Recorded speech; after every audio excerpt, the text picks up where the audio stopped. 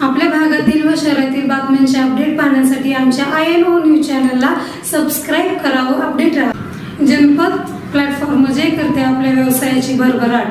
बातम्या व जाहिरातीसाठी संपर्क 99 60 92 22 12। शेतकऱ्यांना कळकळ विनंती आहे, रात्रंदिवस अहोरात्र झटणाऱ्या आपल्या शेतकरी नेता, खऱ्या अर्थानं शेतकऱ्याचा कैवारी, ज्याला शावर खाली आंघोळ करतोय, सोन्याचा घास आहे, पण तुमच्यासाठी रात्रंदिवस पळतोय याची जाणीव तुम्हाला असू द्या।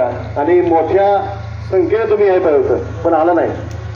अरे घामाचं दाम आपण मागतोय, कुणाच्या बापाचं काय मागत नाही, हे ध्यानात ठेवा।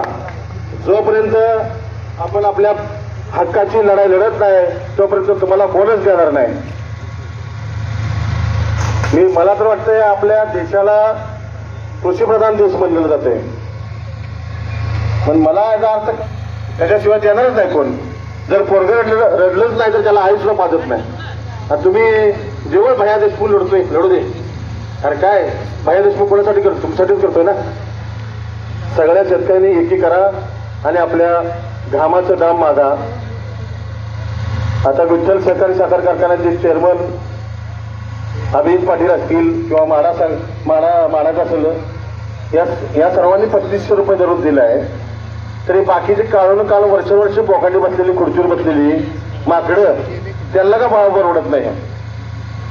त्यांना विचारा ना जाऊन, काय नाही त्याला चेअरमनने खाद्यावर हात टाकला, लय बरं यार, तू विचार की त्याला भाव का देत नाही आमचा, तर करायचं सगळं।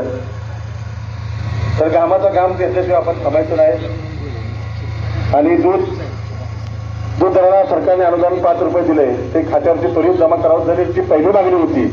जमिनीच्या मागणीमुळे अनुदान त्यांनी अभिजितआबा पाटील साहेबांनी प्रति टन ऊसाला 3,500 रुपये भाव देतो।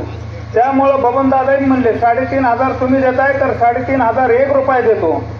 तर काल एक त्यांची 49वी वार्षिक